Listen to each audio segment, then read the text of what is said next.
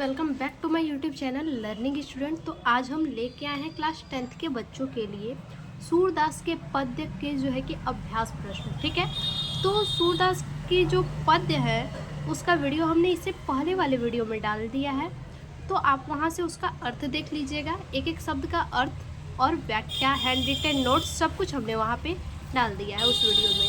तो ये हमारा जो है कि वीडियो का दूसरा पार्ट है जिसमें कि हम अभ्यास प्रश्न आप लोग को करवाएंगे।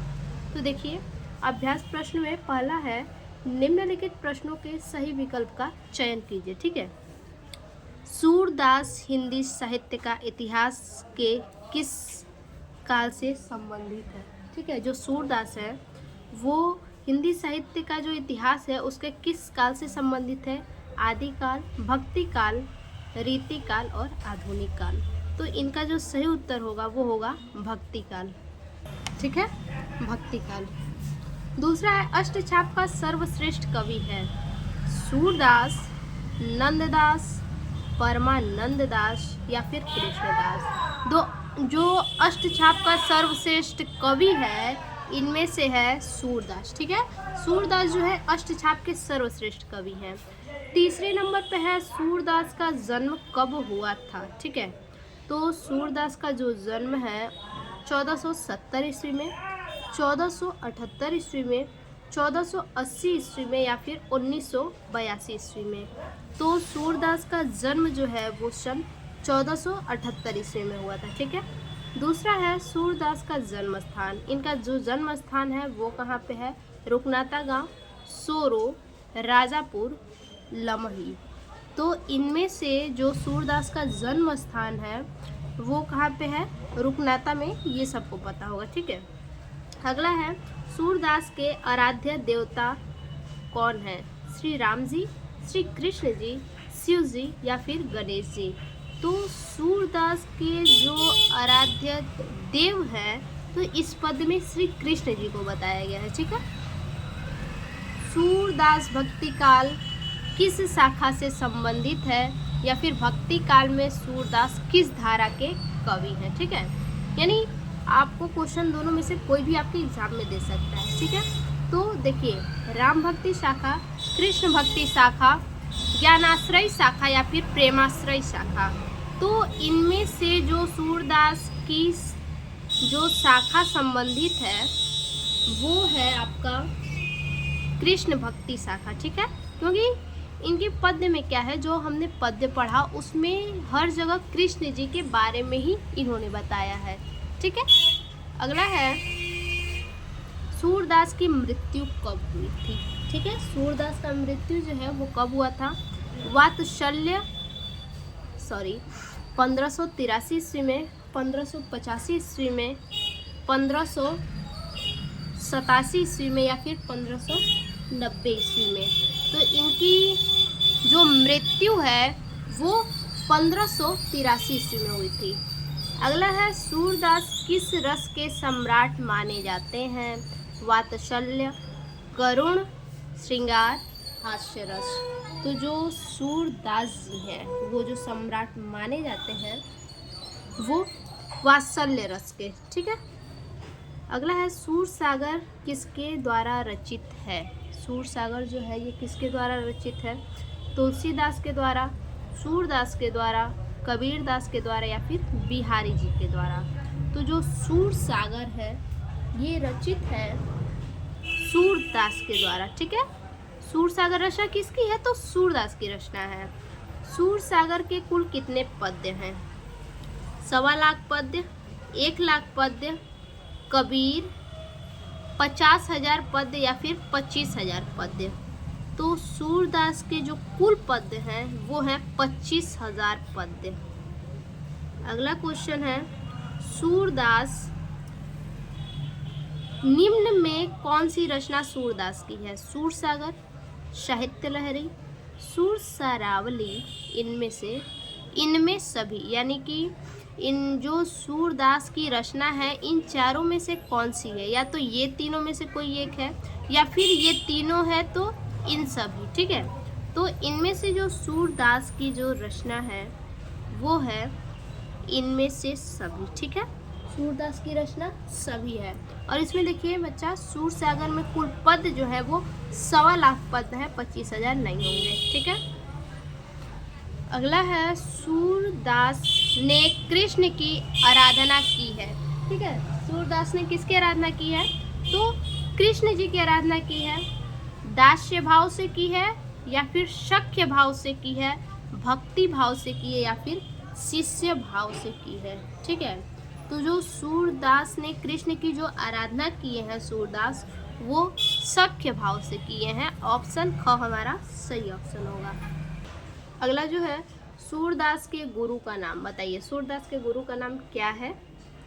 विठल दास, दूसरा है वल्लभाचार्य, निम्बारकाचार्य या फिर चैतन्य महाप्रभु। तो सूरदास के जो गुरु हैं उनका नाम है वल्लभाचार्य। ऑप्शन ख सही ऑप्शन होगा। 14 नंबर है, गोपिया शकल जोग के इस किसे कहती हैं? बलराम को कहती हैं, श्री कृष्ण को कहती हैं, उद्धव को कहती हैं या फिर नंद को कहती हैं। ठीक है, नंद मतलब जो कृष्ण जी के पिता थे, नंद बाबा।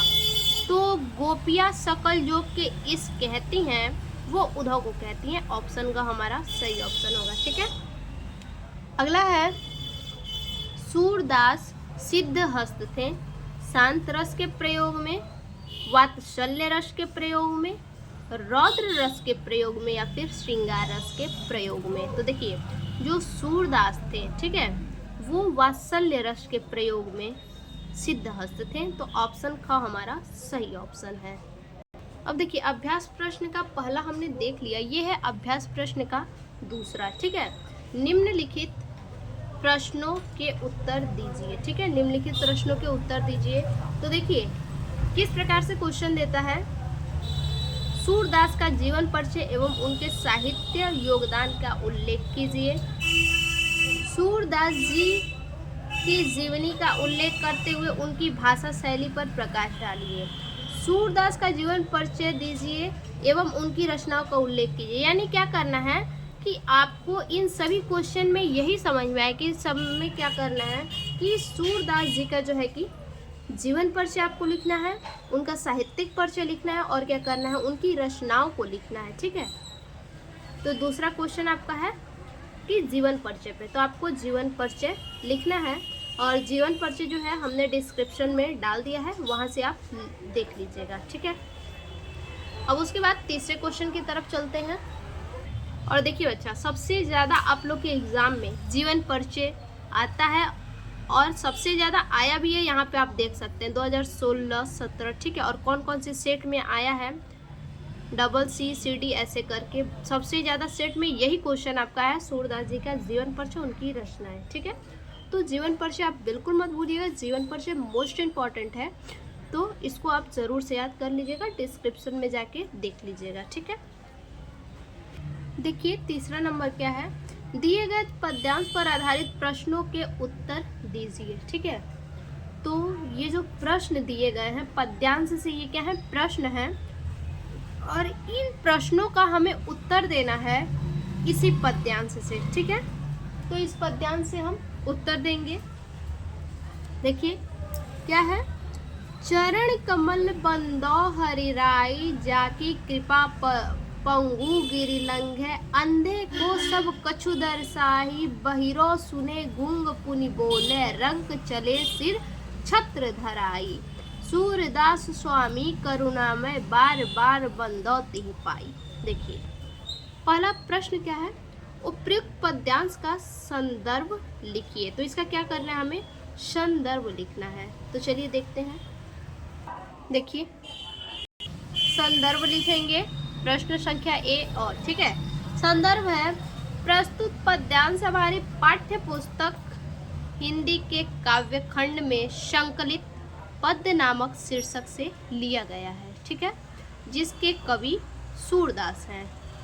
तो ये हमारा क्या है, पहले प्रश्न का उत्तर है। ठीक है, अब दूसरा प्रश्न देखिए, दूसरा प्रश्न है आपका कि रेखांकित अंश की व्याख्या कीजिए। रेखांकित अंश क्या है, चरण कमल बंदो हरि राई जाकी कृपा पंगु गिरि लंघे। देखिए जो रेखांकित अंश है, जाकी कृपा पंगु गिरि लंघे, अंधे को सब कछु दर्शाई, बहिरो सुने गुंग पुनि बोले, रंग चले सिर छत्र धराई। ठीक है, तो अब इसका क्या करेंगे हम, अनुवाद करेंगे। इस अंश का रेखांकित जो अंश है इसकी व्याख्या करेंगे। तो देखिए रेखांकित अंश की व्याख्या, हेडिंग डालेंगे रेखांकित अंश की व्याख्या, उसके बाद लिखेंगे सूरदास जी कहते हैं कि भगवान श्री कृष्ण की कृपा अपार है। ठीक है, भगवान श्री कृष्ण की कृपा अपार है, इनकी कृपा से लंगड़ा व्यक्ति पर्वतों को लांघ जाता है, अंधे व्यक्ति को सब कुछ दिखाई देने लगता है, बहरा व्यक्ति सब कुछ सुनने लगता है, गूंगा व्यक्ति दोबारा बोलने लगता है, और दरिद्र व्यक्ति सिर पर छत्र धारण करके चलने लगता है। ठीक है, तो ये जो है कि संस्कृत का अनुवाद है, संस्कृत नहीं काव्य का। देखिए अगला प्रश्न है 100 का ए, किसकी कृपा से लंगड़ा व्यक्ति पर्वत लांघ जाता है। तो देखिए यहाँ पे श्री कृष्ण के बारे में बात हुई है। ठीक है, तो लिखेंगे श्री कृष्ण, भगवान श्री कृष्ण की कृपा से लंगड़ा व्यक्ति पर्वत लांघ जाता है। बी नंबर है बार बार बंदो तिहि पाई, पंक्ति में कौन सा अलंकार है। देखिए ए नंबर, भगवान श्री कृष्ण के कमल रूपी चरणों की कृपा से। ठीक है, बोल रहा था अभी क्वेश्चन आप लोग को दिखाया है कि किसकी कृपा से लंगड़ा व्यक्ति जो है पर्वत लांघ जाता है, तो भगवान श्री कृष्ण के कमल रूपी चरणों की कृपा से। और दूसरा जो है अलंकार पूछा है बार बार बंदो तिहि पाई, तो उसमें अनुप्रास अलंकार है। यहाँ देखिए, अब चलते हैं अगले प्रश्न की तरफ। देखिए दूसरा है अविगत गति कछु कहत न आवे, ज्यों गूंगे मीठे फल को रस अंतर्गत ही भावे, परम स्वाद सबकी सुनिरंतर अमित तोष उपजावे, मन बानी को आगम अगोचर, अगम अगोचर सो जाने जो पावे, रूप रेख गुनि जाति जुगति बिनु निरालंब कित धावे, सब विधि अगम विचार ही ताते सूर शगुन पद गावे।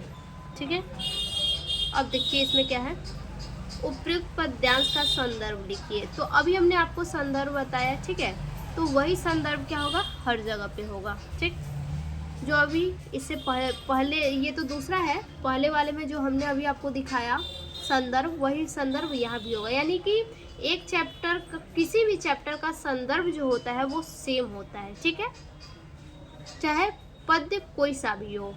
अब देखिए दूसरा है ब नंबर, रेखांकित अंश की व्याख्या कीजिए। रेखांकित अंश है अविगत गति कछु कहत न आवे, ज्यों गूंगे मीठे फल को रस अंतर्गत ही भावे। तो अब इसका जो है कि व्याख्या देख लेते हैं। देखिए जो संदर्भ है वही होगा पहला वाला। ठीक है, अब रेखांकित अंश की व्याख्या, सूरदास जी कहते हैं कि निर्गुण ब्रह्म की कल्पना नहीं की जा सकती। जिस प्रकार गूंगा व्यक्ति मीठे फल के स्वाद को केवल अपने मन में महसूस कर सकता है परंतु बता नहीं सकता, उसी प्रकार निर्गुण ब्रह्म की स्थिति अवर्णनीय है। ठीक है, आगे देखिए ब नंबर, 100 नंबर है 100 का ए, अगम अगोचर से क्या तात्पर्य है, स्पष्ट कीजिए। देखिए अगम अगोचर का अर्थ इंद्रियों से न पहुँचने योग्य, अर्थात वह जिसे इंद्रियों के द्वारा देखा और समझा नहीं जा सकता।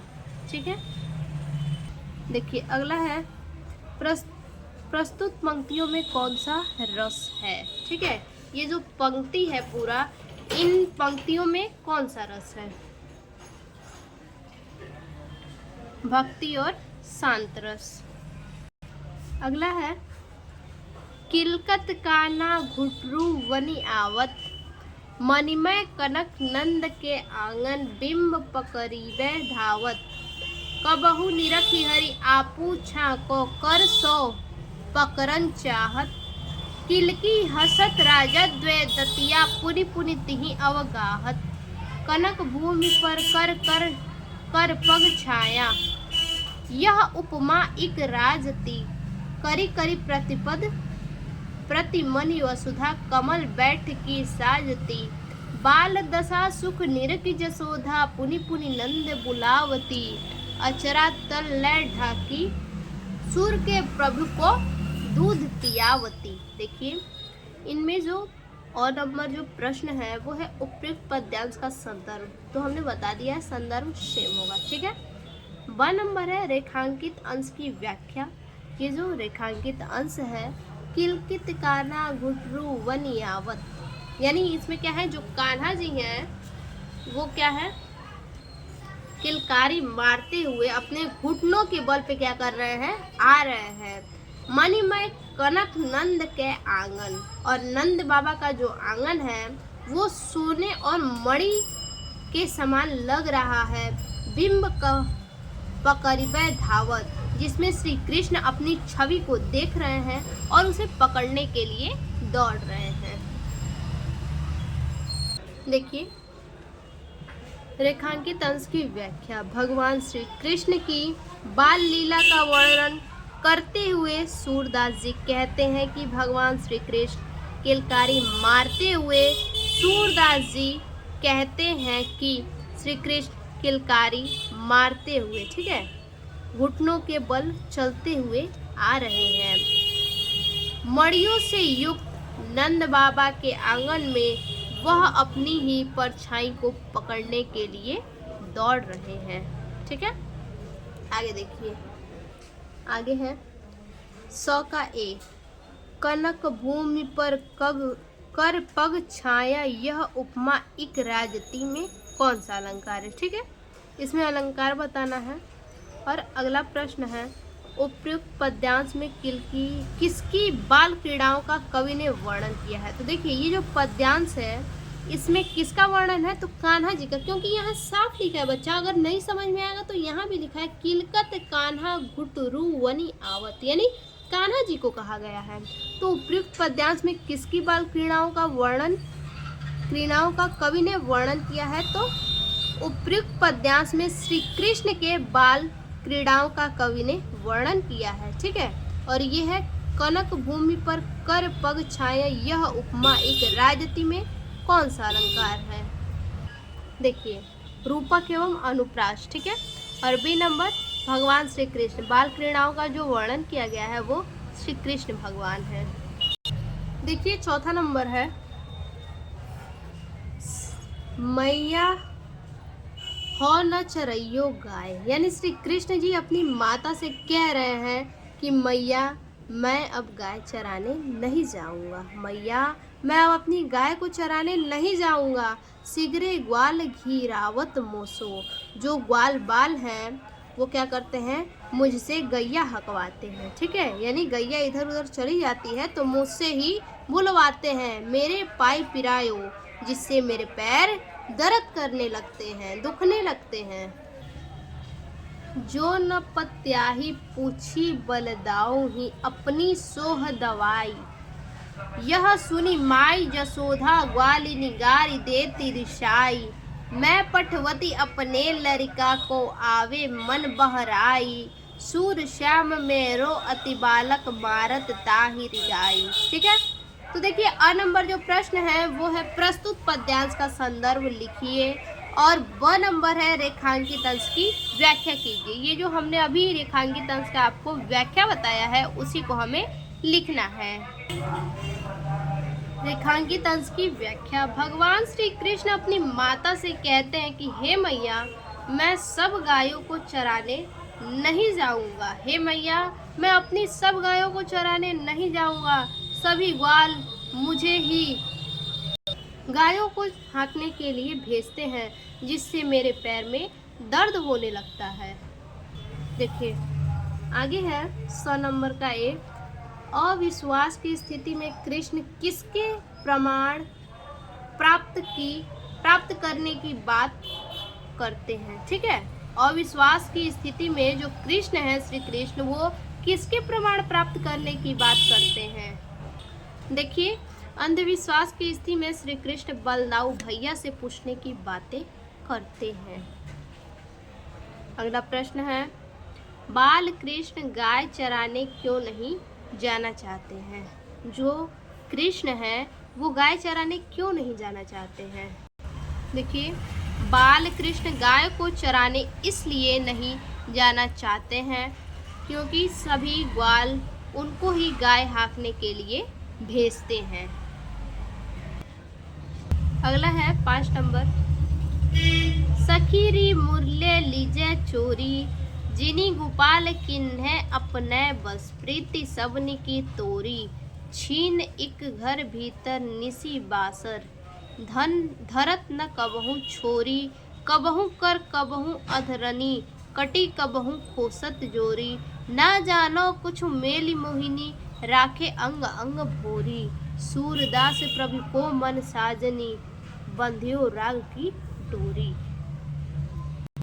देखिए यहाँ क्या है, उपयुक्त पद्यांश का संदर्भ लिखिए, संदर्भ लिखना है और रेखांकित अंश की व्याख्या, जो रेखांकित अंश है उसका क्या करना है, व्याख्या करना है। देखिए रेखांकित अंश है, सखीरी मुरले लीजे चोरी, यानी एक गोपी दूसरी गोपी से कहती है कि हे सखी, चलो हम श्री कृष्ण की मुरली को चुरा लेते हैं, उनकी बांसुरी को चुरा लेते हैं। जिन्हीं गोपाल किन्हे अपने बस, जो कृष्ण को अपने बस में कर लिया है, जो गोपाल श्री कृष्ण को, कृष्ण कन्हैया को जो मुरली अपने वश में कर लिया है उसको हम चुरा लेते हैं। प्रीति सबनी की तोरी, जिसकी वजह से श्री कृष्ण हमसे प्रीत तोड़ दिए हैं, नाता तोड़ दिए हैं। ठीक है, देखिए, एक सखी दूसरी सखी से कहती है कि हे सखी, श्री कृष्ण के मुरली को चुरा लेते हैं क्योंकि इस बांसुरी ने श्री कृष्ण से हमारा नाता तोड़कर उनको अपने वश में कर लिया है। ठीक है, अगला क्वेश्चन, अगला है, गोपिकाएं क्या योजना बना रही हैं? ठीक है, तो अभी हमने पढ़ा गोपिकाएं क्या योजना बना रही हैं, तो श्री कृष्ण की बांसुरी को चुराने की योजना बना रही हैं। प्रस्तुत पद में कौन सा अलंकार है? देखिए, गोपिकाएं भगवान श्री कृष्ण की बांसुरी को चुराने की योजना बना रही हैं और जो पद में जो अलंकार है वो अनुप्रास अलंकार है। ठीक है, उधो मोहि ब्रज बिसरत नाही, वृंदावन गोकुल वन उपवन, सघन कुंज की छाही, प्रात समय माता जसुमति अरु, नंद देखी सुख पावत, माखन रोटी दहयो सजायो, अति हित साथ खवावत, गोपी ग्वाल बाल संग खेलत, सब दिन हसत सिरात, सूरदास धनी धनी ब्रजवासी, जिनसो हित जसुनाथ। ठीक है, पहला प्रश्न है, उपयुक्त पद्यांश का संदर्भ लिखिए और दूसरा है रेखांकित अंश की व्याख्या कीजिए। क्या है रेखांकित अंश? उद्धव मोहि ब्रज बिसरत नाही, यानी कि जो श्री कृष्ण है वो उद्धव से कह रहे हैं कि हे उद्धव, मुझसे ब्रज भूलता नहीं। ठीक है, मोहि ब्रज बिसरत नहीं, मुझसे ब्रज नहीं भूलता है, ब्रज का जो गांव है वो नहीं भूलता है। देखिए, भगवान श्री कृष्ण ब्रज को याद करते हैं और अपने मित्र उद्धव से कहते हैं कि हे उद्धव, मुझे ब्रज की यादें नहीं भूलती हैं। अगला है, उपयुक्त पंक्तियों में किस समय का वर्णन है? ठीक है, ये जो उपयुक्त पंक्ति है इसमें किस समय का वर्णन किया गया है और प्रस्तुत पद में कौन सा रस है? ठीक है, तो सबसे पहले देखेंगे उपयुक्त जो पंक्ति है इसमें किस समय का वर्णन किया गया है। देखिए, उपयुक्त पंक्तियों में भगवान श्री कृष्ण के ब्रज की यादें वर्णित है। ठीक है, जितनी भी पंक्तियां हैं उसमें श्री कृष्ण के यादों को बताया गया है कि वो क्या क्या याद कर रहे हैं, और जो पंक्तियों में जो रस है वो श्रृंगार रस है। ठीक है, जो रस है उसमें श्रृंगार रस है। आगे देखिए, निर्गुण कौन देश को वासी, मधुकर कहीं समझाए सह दे, बूझित सच न हासी। देखिए, जो गोपियां हैं वो उद्धव से कह रही हैं कि निर्गुण कौन देश को वापी, हे उद्धव तुम हमें निर्गुण ब्रह्म की उपासना करने के लिए कहते हो। तुम ही बताओ, ये जो निर्गुण ब्रह्म है वो किस देश के वासी है, किस देश में निवास करते हैं, कहाँ रहते हैं। मधुकर कहीं समझाए सह दे, और कहती हैं कि हम तुमसे सच सच पूछ रहे हैं, हे उद्धव हम तुमसे सच सच पूछ रहे हैं, तुम्हें सौगंध देकर पूछते हैं, कसम देकर पूछते हैं, बुझती सच न हंसी, हम तुमसे हंसी नहीं करते, मजाक नहीं करते हैं, सच सच पूछते और तुम हमें सच सच बताओ। ठीक है, निर्गुण कौन देश को वासी, मधुकर कहीं समझाए सौह दे, बूझती सच न हासी। कौ है जनक कौ है जननी, कौ नारी कौन नारी कौ दासी, कैसे बरन भेष है कैसो किन्हीं रस में अभिलाषी, पावेगो पुनि कियो अपनो, जोरे करेगो गासी। पावेगो पुनि कियो अपनो, जोरे करेगो गासी, सुनत मौन है रहियो बावरो, सूर सबे मति नासी। ठीक है, अब देखिए उपरोक्त पद्यांश का संदर्भ ए नंबर है और वह है रेखांकित अंश की व्याख्या। अभी हमने इसका व्याख्या बताया, अब इसको लिखेंगे कैसे उसको देखिए। देखिए, जब उद्धव गोपियों को निर्गुण ब्रह्म की उपासना करने की सलाह देते हैं तो गोपियां उनसे कहती हैं कि निर्गुण ब्रह्म किस देश का निवासी है, हे उद्धव हम तुमसे सच्चाई पूछ रहे हैं, मजाक नहीं कर रहे हैं, इसलिए तुम्हें कसम देकर पूछते हैं, सही बताना।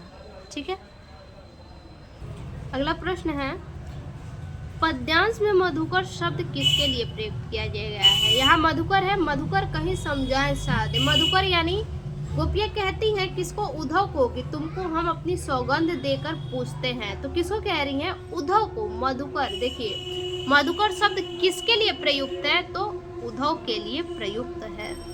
निर्गुण ब्रह्म के वर्णन में क्या कठिनाई व्यक्त की गई है। पद्यांश में मधुकर शब्द उद्धव के लिए प्रयुक्त है।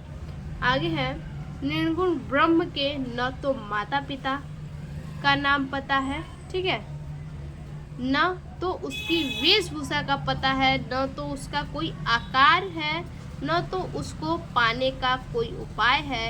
इन्हीं सब कठिनाइयों का सामना निर्गुण ब्रह्म का वर्णन करने में व्यक्त हुई है। अगला है, मधुकर शब्द क्या है। मधुकर शब्द जो है उसका क्या अर्थ है। मधुकर शब्द का अर्थ भौरा होता है, इसे उद्धव के लिए प्रयोग किया गया है। देखिए 8वां है, उद्धव मन न भये 10-20, एक हुतो सो गए श्याम संग, कौ अवराधे ईस, इंद्री शिथिल भई के 100 बिन, ज्यो देही बिनु शीस, आशा लागी रहित तन श्वासा, जीवहि कोटि बरीस, तुम तो सखा श्याम सुंदर के, सकल योग के ईस, सूर हमारे नंदन नंद बिनु, और नहीं जगदीश। ठीक है, पहला प्रश्न है, उपयुक्त पद्यांश का संदर्भ लिखिए। दूसरा है, रेखांकित अंश की व्याख्या कीजिए। देखिए रेखांकित अंश की व्याख्या जो है, उद्धव मन न भये 10-20, गोपियाँ कहती हैं कि हे उद्धव हमारे मन 10-20 नहीं है, एक हुतो सो गयो श्याम संग, हमारा एक ही मन था जो कि श्याम के संग जा चुका है। को अवराधे ईस, अब हम जो है कि हम किसकी उपासना करें। ठीक है, अब हम जो है भगवान, हमारा जो मन है श्री कृष्ण के साथ चला गया है, अब हम किसकी उपासना करें।